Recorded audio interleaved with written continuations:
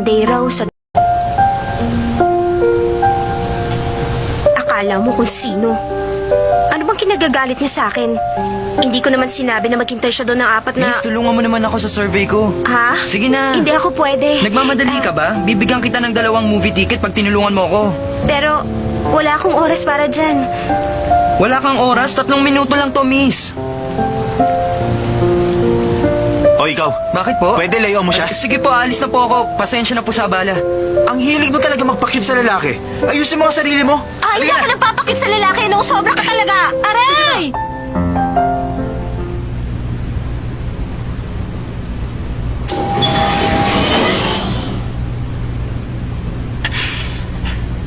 Daomings, hindi mo masyadong mahal sa restaurant na to?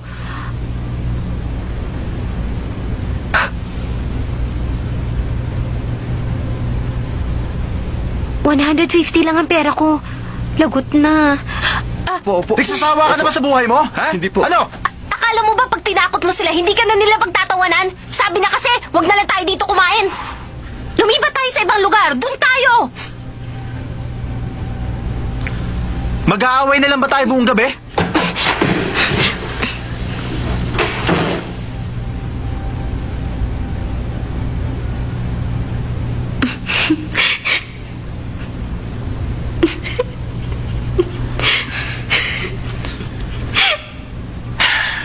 Sige, huwag na tayo mag-away.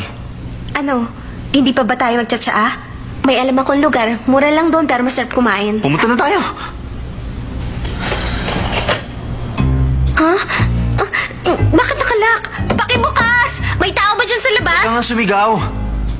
Nakakahiya ang nangyari. Nakulong tayo dito dahil sa katangahan. Isa pa, sinabi ko sa kanila, huwag nila tayong pakialaman, di ba? Ganun ba? Kung ganun, may utang ka sa akin ngayon. Dito na tayo sa baba, baka may elevator. Anong utang? Di ba ikaw nagdala sa akin dito? Kasalanan mo to. Giniginaw na ako. Umuwi na lang tayo. Nahihiya ka makita ka nila basa? Dito tayo. Paano na yan nakalaktin? Huwag ka magagalit kung gusto mong umakyat na lang tayo ulit. Nakakahiya pag bumalik tayo sa taas. Doon na lang tayo sa baba. O sige.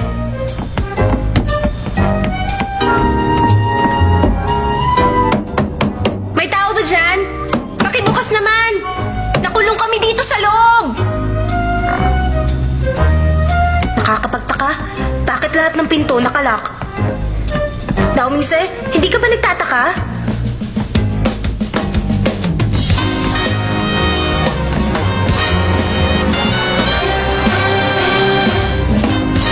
Ano ba naman ito? Pati first floor nakalak?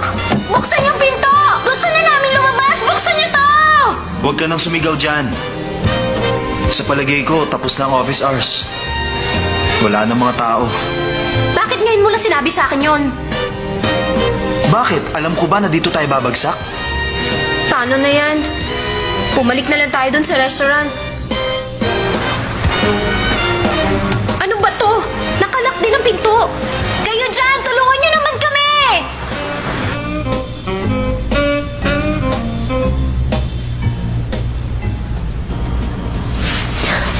Daomings, meron ka bang cellphone dyan?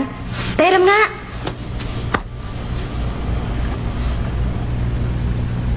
Lobat! Wala rin naman palang silbi tong cellphone mo.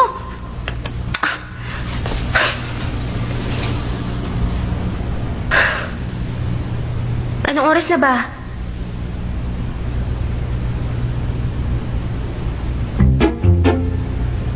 Lagot na.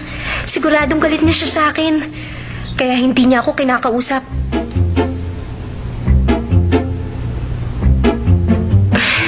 Ay, ang init naman dito.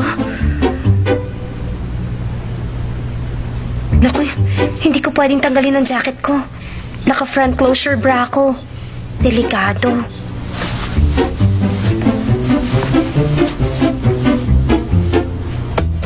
Tulungan niyo ako! Huwag ka lalaban! Doon sa parang!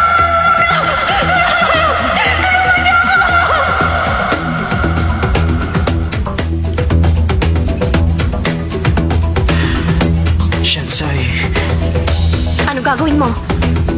Huwag kang lalapit sa akin. Kakagating ko din ako. Oh, halika rito. Huwag kang lalapit sa akin. Sige, sisipain kita. Layuan mo ako. Bastos ka. Huwag mo akong hawakan. Bastos ka. Teka lang. Anong problema niya? Bakit hindi niya ako nilabanan?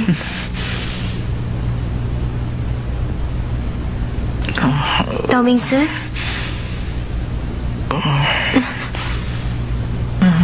Teka, nilalagnat ka. Ba't di mo sinabi? May sakit na ngayong tao, sinipa mo pa. Hindi ko kasi alam. Hindi mo naman sinabi sa akin. Inaapoy ka na pala ng lagnat.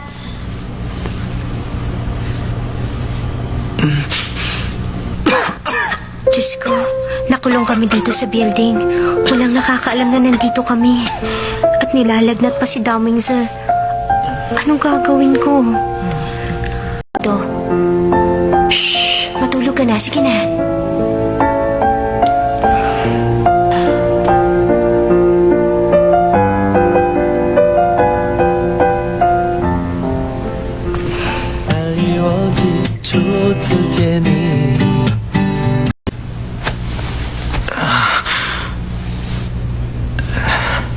Sensei, pasensya ka na sa akin. Kung makukuha sa sorry ang lahat, hindi na kailangan ng parak. Namanhid bang binti mo? Medyo namamanhead. Pero ikaw may gustong humiga ako sa'yo. Kaya kasalanan mo yan. Ba't ako magsusorry? Ano nakakatawa?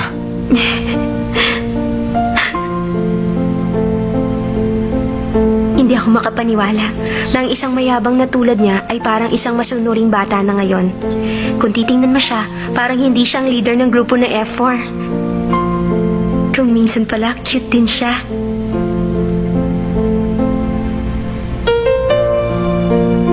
Damingse, pagtsagaan mo lang muna ako. Pag uwi mo mamaya, aalagaan ka na ng mama mo. 2 taon na akong walang mga magulang. Huh? Sa New York na sila nakatira. Dahil doon nagtatrabaho ang daddy. Sa New York? Ibig mo sabihin mag-isa ka lang nakatira doon sa malaki niyong bahay? Sigurado, nalulungkot ka sa bahay niyo. Dahil nag-iisa ka lang. Nalulungkot? At bakit naman ako malulungkot sa buhay? Nakukuha kong gusto ko. Alam mo, masyado ka mapagkunwali. Ayaw mong aminin na malungkot ka kasi ayaw mong magmukhang kawawa. Sige na nga, kasalanan ko na. Paano ba ako makakabawi sa'yo? Sabihin mo lang.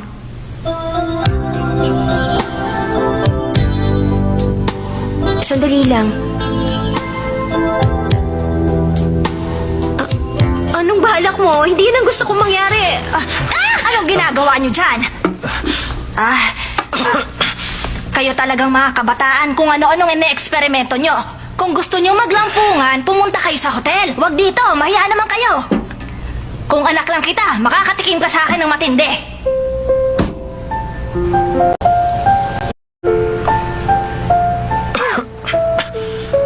Umaga na.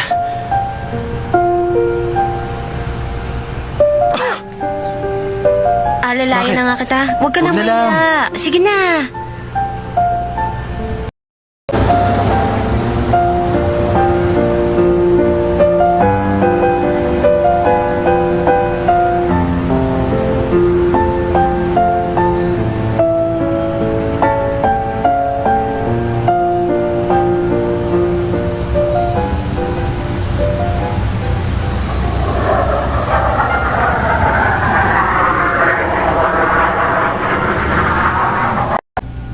Sige. Matatanggap ko ang totoo. Sabihin mo sa akin ang nangyari. Binigay mo na ba ang iyong sarili? Aminin mo na. Nakailang beses. Pati ba naman ikaw? Ano ba nangyayari? Lahat ng taong nasasalubong ko, yan ang sinasabi nila sa akin. Ano ba talaga nangyayari? Di ba ikaw na official na girlfriend ni Dao Mingzu? Nakita ko ang picture niya sa bulletin board. Pinag-uusapan ka ng lahat. Hindi totoo yan! Hindi naman mayaman. Talaga yan. Laki na, di ba? Hindi ako makapaniwala. Xuyan Chang, ang emperador ng Ming Dynasty. At isa lang ang masasabing may matinding koneksyon sa buhay niya. Ang mooncake. Kaugalian noon na kumain ng mooncake pag Mid-Autumn Festival. At siguro naman alam niyo ng kwento doon. Paano nakatulong ang mooncake para mag-aklas ang mga inchik laban sa mga Mongols? Ano yung nilagay ni Xuyan Chang sa mooncake? Para makarating sa tao ang mensahe niya. Sanchay, pwede bang sabihin mo sa klase kung anong nilagay niya sa mooncake?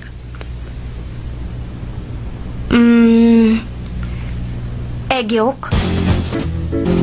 Egg yolk? Magaling! Palapa kayo!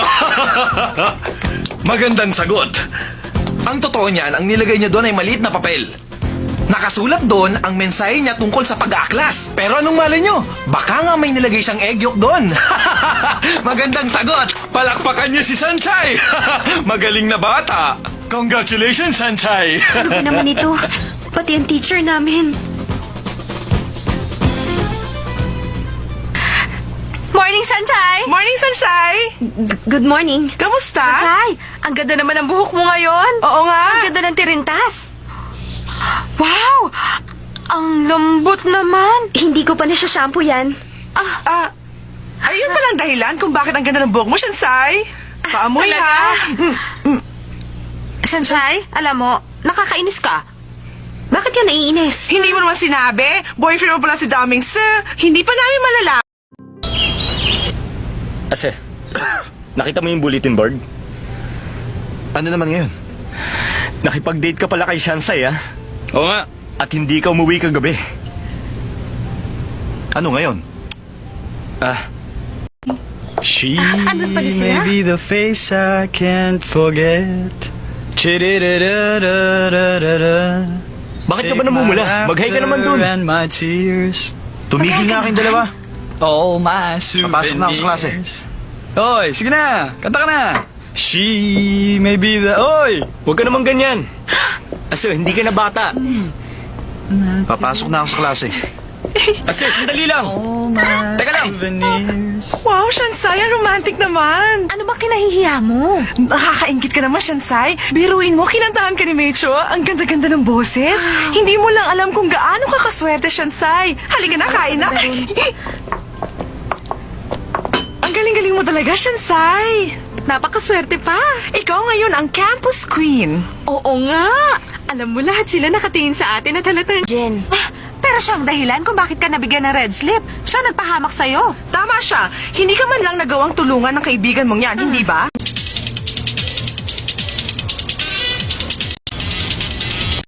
Babalik kung saan sila nagmula.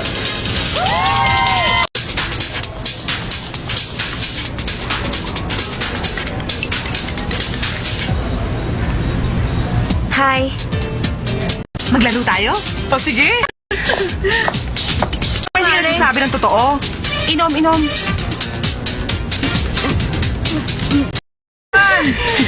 Ano, truth or dare? O sige.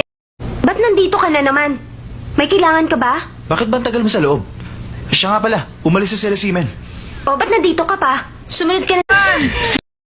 Sandali lang siya, Chay. Sandali lang. Huwag ka mataranta.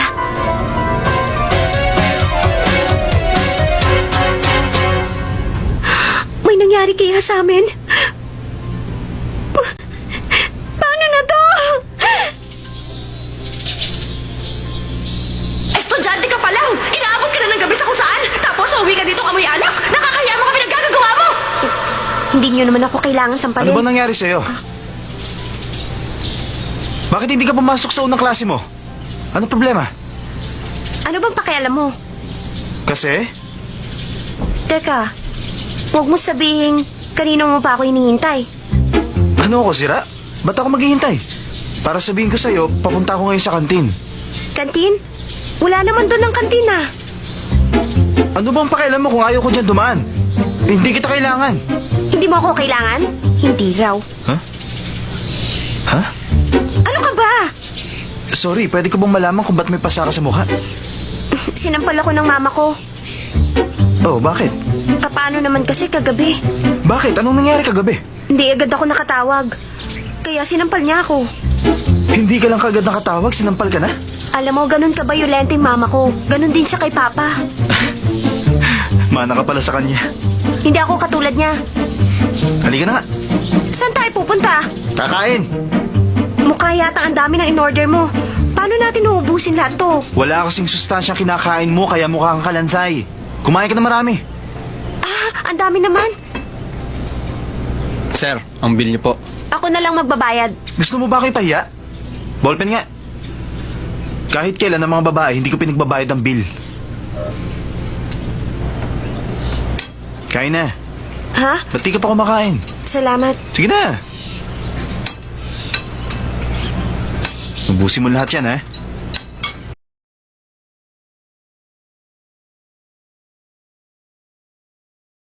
Bilisan mo, kumain ka na.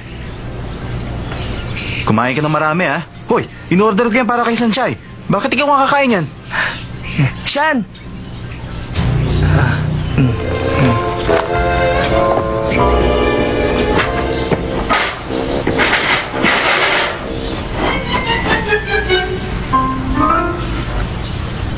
Bilisan mo pagkain. Ba't di ka kumakain? May masakit ba sa'yo? O order ako ng madaling kainin? Hindi, wag na lang. Busog pa kasi ako. Kahit na, kailangan mo pa rin kumain. Uy, ang sweet naman. Shanshay, alam mo ang totoo? Ngayon ko lang nakita si Daumins eh. Na ganyan kabait sa babae. Kaya mag-iingat kang mabuti. Masyadong possessive yan. Kung makipag-usap ka sa ibang lalaki liban sa amin, siguradong lagot kayong dalawa kapag tinamaan kayo ng galit niyan. Pwede ba tumigil ka nga?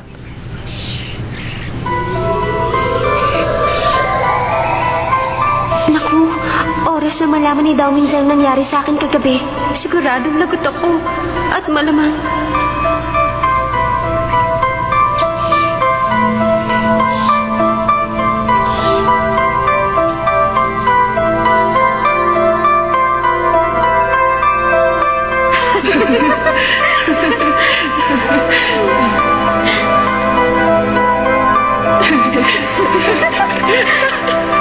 Tingnan mo siya, nakakaya. Iitin na naman nila ako't ipapahiya. Hininayin mo ulit! Ang alin? Wala yun. Sandali lang, pupunta lang ako sa washroom.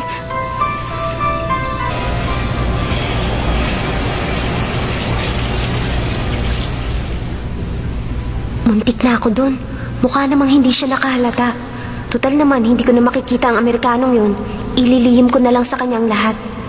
Walang sino man ang makakaalam sa mga nangyari kagabi. Nang magising ako, wala na akong mga damit. Pero sa tingin ko, wala naman nangyari sa amin.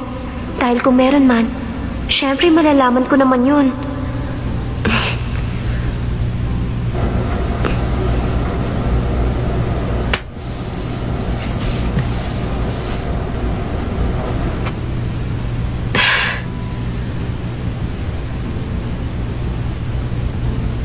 Wala namang masakit sa akin. Ang ibig sabihin, walang nangyari.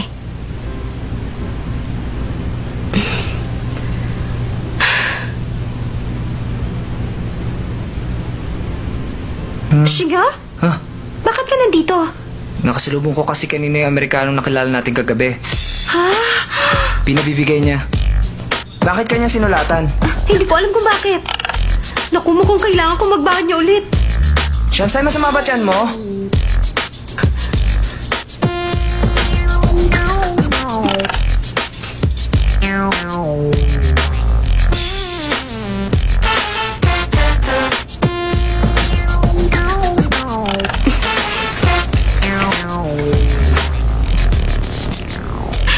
Ano? 2:00 ng hapon?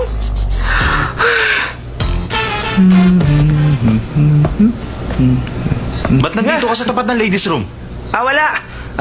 Nagre-research